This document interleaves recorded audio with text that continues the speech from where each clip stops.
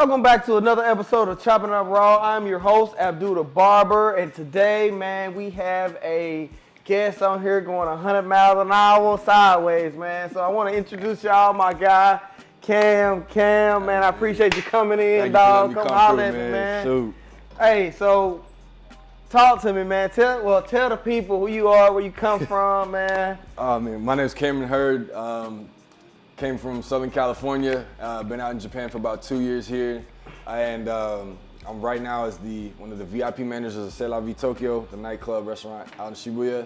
And my side hustle is Magnus LLC. So basically, what we do is just different, unique type events that nobody really thinks to do or afraid of doing out here in Japan, right? And it's just been nothing but an adventure since. So yeah, and I've come here. I've come to the shop ever since the last year and a half, I think. So it's cool to be on the other side of the camera. 2 years. Definitely been on the other sid of the camera, man. So, yeah, thanks for having me. Yeah, man, definitely, man. So tell us about Magnus and how did that get to where it is now, right? Man, so I was an aerospace engineer by trade. And one of the effects of one of the concepts you learn about in aerospace is called the Magnus effect.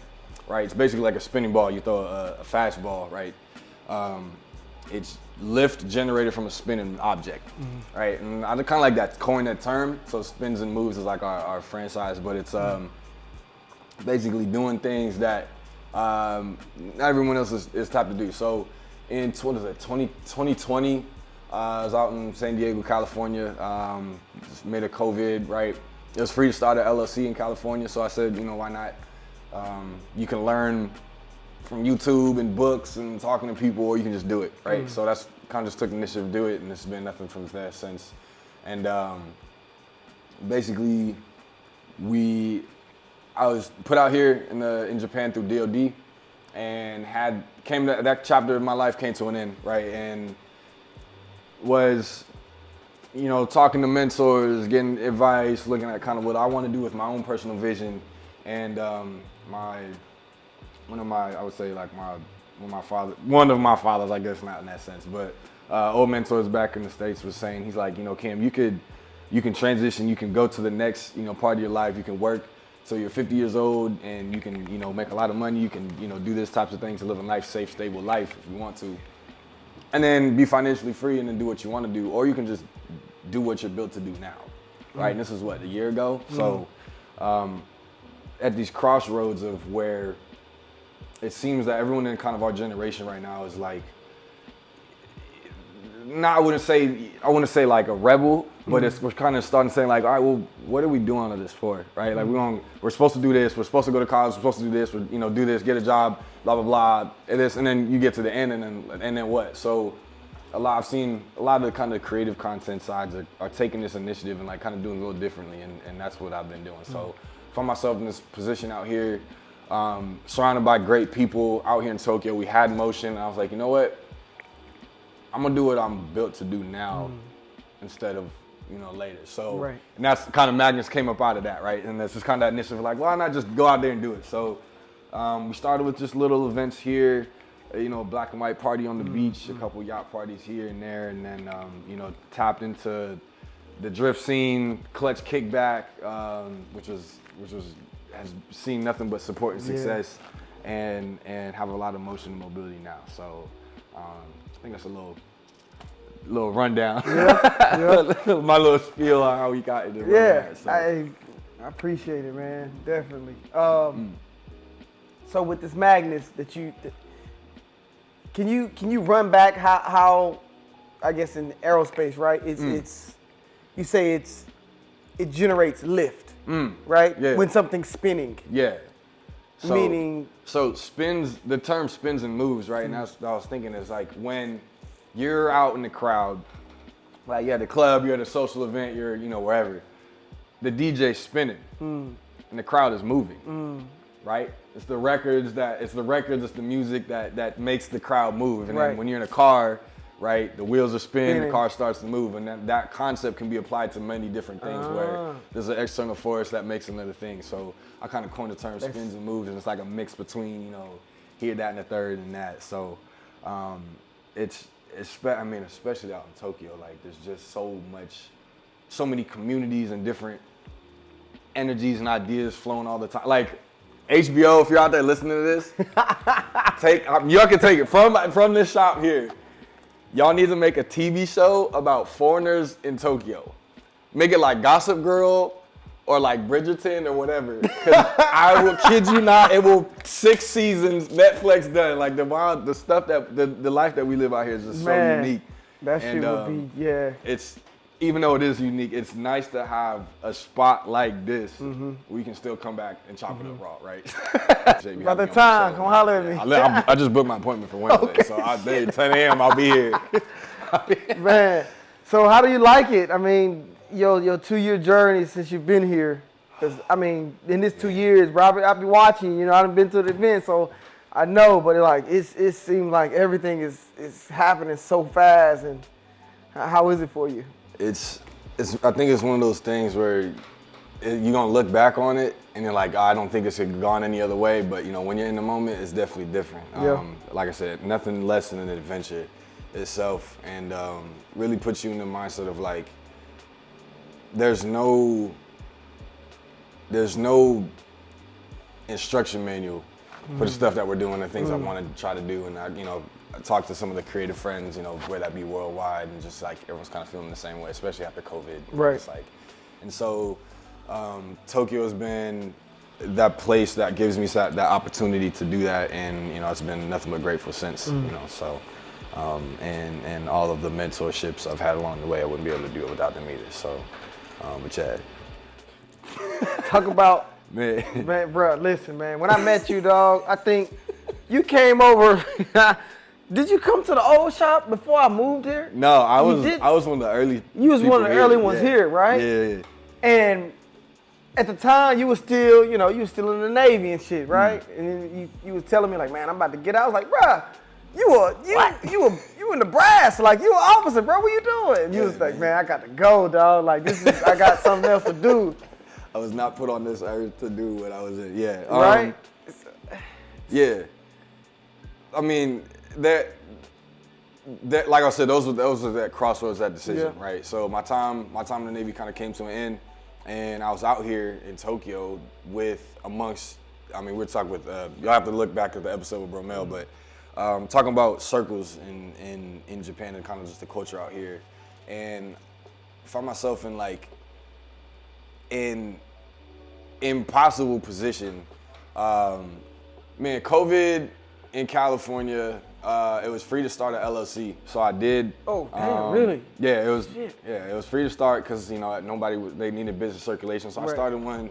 Had this idea. I was like, why don't I just use this as a platform where I can do all of the cool and creative stuff that I kind of have and just build this portfolio and see what happens right now, right? You can watch YouTube videos, you can read books about business and how to get in this and blah, blah, blah, or you can just do it, right? And that's essentially was my thing. It's like, let me do it and then just jump into it later, learn along the way.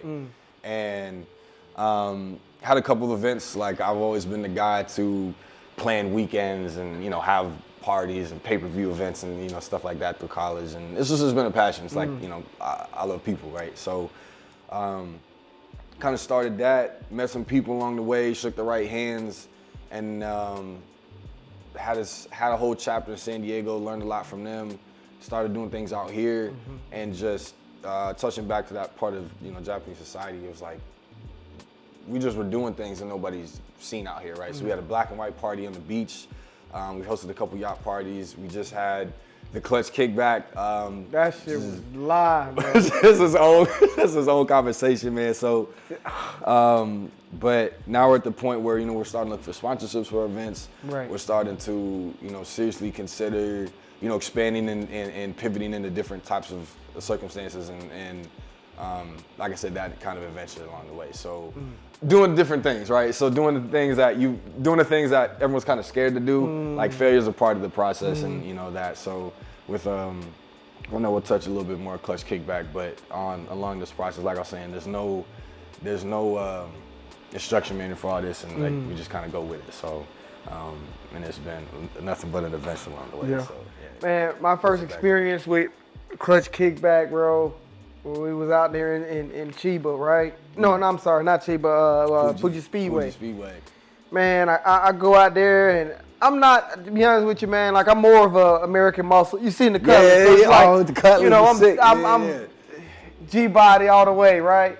And I go out here, I was like, man, what my black ass doing out here, bro, and this shit? Like, but when I seen them cars on that track, I was like, damn, these motherfuckers sideways. Yeah. Like, they getting to it.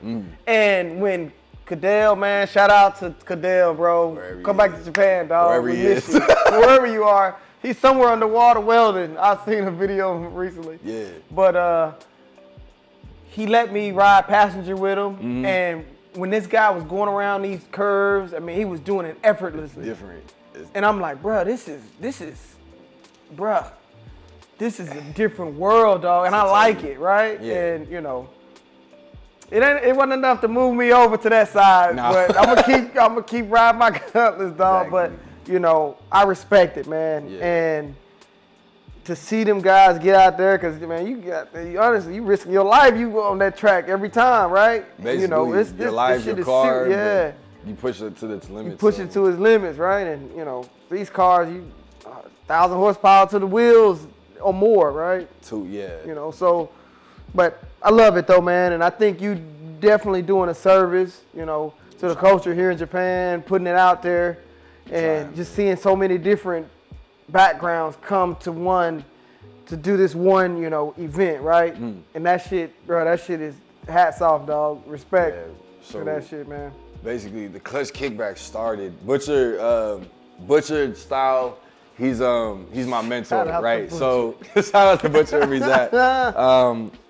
He's been driving for 20 years. He's really good at driving, man. That dude's a legend, right? Yeah. And he was like, yo, I really want to do some events. So I was like, well, I mean, that's kind of what I do. And I was always wanting to get into driving, right? And drifting. So I have my 350Z, and I'm a shitty driver, right? So as a beginner coming up in Japan and trying to like learn drifting, it's either intimidating, it's either illegal, or it's expensive. And I was just like, how do I even start this? And he's like, oh, we can go here, we can go to these events. I was like, yeah, but I'm not gonna drive with the pros right now, or the semi-pro guys. Like, I'm a beginner. So I was like, well, fuck it, why don't we just start my own event, right? So that was the first one we did. We put a little name to it, the Clutch Kickback, right? So Clutch Kickback, clutch kick is a method used to like slide your tail out when you're drifting, and then it's a kickback, right? Everyone's chilling, that kind of like family barbecue vibe. So that was the first one. A lot of support from there. For other people in my position, was like, yo, I'm not a pro. I don't have thousands of dollars to spend on these cars, and I don't know Japanese. So like, what do I do?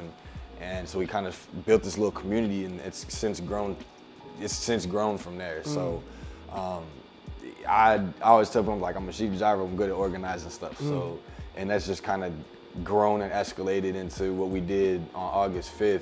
Was Mobar, which was like the first. It was the first festival we did, the summer festival. We had easily, I think, official numbers was like 400 people. Unofficial was like 500 plus. You know, drivers, the spectators, all the show car people that came out, the vendors. We had, you know, the DJs and the music. These multi-hyphenated events that just aren't seen out here, right? That nobody does multi-hyphenated stuff. Like Origins back in LA, they do it every other weekend, but just no one's seen it out here. So I was like, well, why don't we just bring, working with the club life, I was like, why don't we just bring the entertainment and the nightlife group with the car group, because you got everybody from, you know, who wants to see the Tokyo Drift lifestyle, which doesn't really exist out here, but you know, everybody wants to see these cars, and all these car people want to show them off to people, but there's never in a situation where they would ever meet. So I was like, well, why don't we do that? And that was Clutch Kickback, which was Summer Festival, and that was a huge success, man. So, and it's gotten great feedback from the community from there, and we want to kind of expand it. So moving into spring, we want to do another one, you know, bigger, better, and still keep it positioned towards. It's always been about the drivers. So they are the superstars, right? Like they'll just like Coachella's got headliners, like we'll have headliner drivers, right? And it's all about them. It's like, you know, come out, hang out, see the people you want to show off. There's no stress, there's no competition, there's no just have fun. Just have fun, you know, and that's what I think a lot of the scene was missing, right? And touching back on the other events too, it's like everyone's trying to have these little networking events and do this and like blah blah blah, and one up each other. I was like, bro, that shit ain't necessary. Screw all that shit, man. Just have fun, have a good time. Yeah. We out here in the city, man. So there's not a.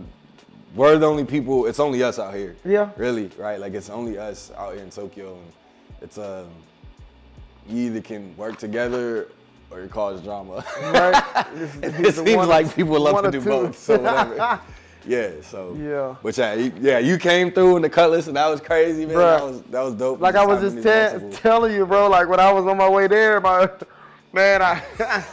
car just died in the aqua line, dog, and I was like, man, what the fuck I'm gonna do, yo? And I figured out the problem. It was quick, simple, and I got down there, right? And you know, when I pulled up, I was like, man, I'm like I don't even know how to put it. I'm a needle in a haystack, right? This old school American car in the midst of all these, you know, JDM. But there was that one Mustang was there too. That shit was the Joy Base homies, they were out there going crazy. Yeah. But when I pulled up, I noticed like heads turned, and I was like, damn, this is like that. Like, yo, this is tough, yo. And everybody they show love to it, right? And that really made me feel like, even though I wasn't in a realm of what I'm used to, I felt the love still. Yeah. You know what I mean? And that shit was, I had a good time, bro. And I'm going to definitely continue to come and support. So appreciate it. Yeah, stay tuned for Springfest. Springfest is coming. Yes, We're sir. in the works, man. We're in the works. So. I'm going to cut you off real quick. Absolutely. Pay some bills. Shout out to Pro Shield. Pro Shield is your #1 shade glaze, man. This stuff will get you through all 4 seasons of the year. You come down, you get you some at 4 Cuts, man. This stuff is pure gold, man. It smells great. It goes on even. Check it out, bro. Oh, yeah. Man, come down, get you some. You won't regret it. I promise you, man. I'll be shining with this. Yeah, bro, I'm telling you, dog. You don't need that much either. You don't need that much. Pro Shield. Thanks. I appreciate that. But yeah, so spring is coming. You got that coming, right? Anything you got in the immediate time frame coming up to let people know? Oh man, I mean, doing a yacht party this weekend. I guess that's gonna be for my birthday. Right. Like I'm gonna try to make it a birthday event, but everybody's like, "What we doing for your birthday?" Man, I'm just trying to hang out with everybody. But that's coming, and then I'll be back in LA for a little bit, and then just time to continue building. I think rest is just as important as a piece of as in progress as growth is. Right. Run that back one time. Run it back. Rest is just as important as growth is, right? And it's a fundamental part of like, what I'd be lifting when you're, building anything, business, artistic, everything. So when we come back, go back to the drawing board, make sure, hey, is everything working right? Should we come up with a different social media strategy? Should we, tweak things on the website? How can we make ourselves better? And just kind of have some internal reflection, right? As a collective.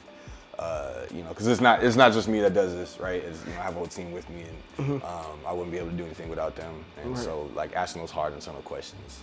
What is it that we actually want to do? And, we're definitely coming up through Tokyo, I think. The seed is here, but, like, my vision is not to just be out in Japan forever. I definitely want to start expanding. My brother's been doing stuff back in Alaska, his own little events and stuff and everything. So you never know where anything can lead to. So that's dope, man. That's dope. Man, listen, bro. You inspire me, and like I said, when I start seeing you doing this stuff, bro, I really appreciate the opportunity that you gave me to use me to have me as a sponsor for the first one. Yeah. You know what I mean? And I was like, damn, man, I still got that laminate that you came and dropped it off that day. It's in there somewhere on the table. But yeah, that shit was tough, man. And like I said, I'm gonna continue to support, to show love. One of these days, I'm gonna get out there to one of the parties, the yacht parties. And I'm gonna get, good, man, bro. I got 1,000,001 things be going, but I'm gonna get out there and support for sure, bro. Yeah. But can you tell the people where they can find you at, where they can contact you? Or? Got it. So, whether that be for trying to get into the club, anything nightlife, that's just hit me up on my personal, that's C Heard Official. I made that when I was like 17 or whatever. On Instagram, and then Magnus TechLLC.com. It's like where we keep we keep that updated every week. You'll hear like the events, different things. We also have an Instagram there too. So I'm more than open to collaboration with like-minded people. I think that's the biggest thing, especially out here in Japan. There's like so many different avenues, different communities, different circles, and you know, I wouldn't gonna lie. I'm not gonna say like living out here is easy, you know, but we come from a world where like you solve problems. Like, give me an impossible problem, I'll solve it, right? So, you know, I don't complain too much, but it's definitely the tighter circles and like-minded people you keep around yourself. Like, you know, that kind of makes living out here like feel more homely too. So.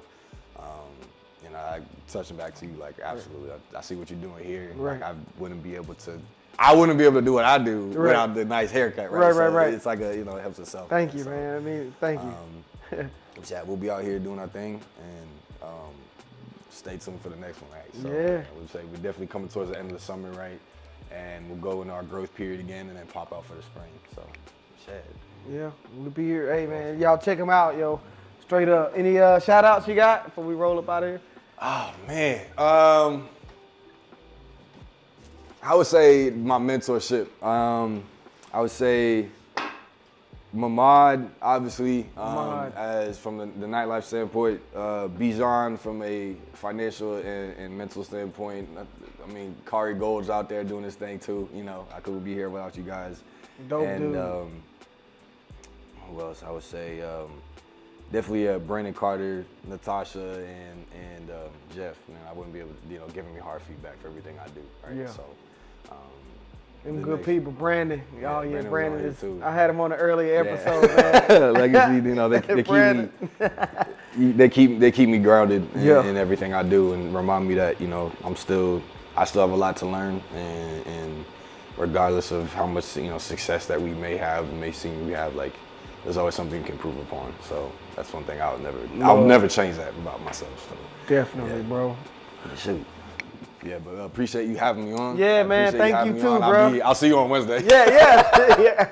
I got my point cut up, and then anybody ever out here, out in Tokyo, make sure you guys stop by here, get your chop up, and then you can meet me out in Tokyo. Man, we'll be here. So. Yeah, man. Get your chop and go out to C'est La Vie. Yeah, we'll be there. Yeah, man. So that's been another episode of Chopping It Up Raw. I'm your host, Abdul the Barber, and as y'all already know, Foreign Cuss Forever.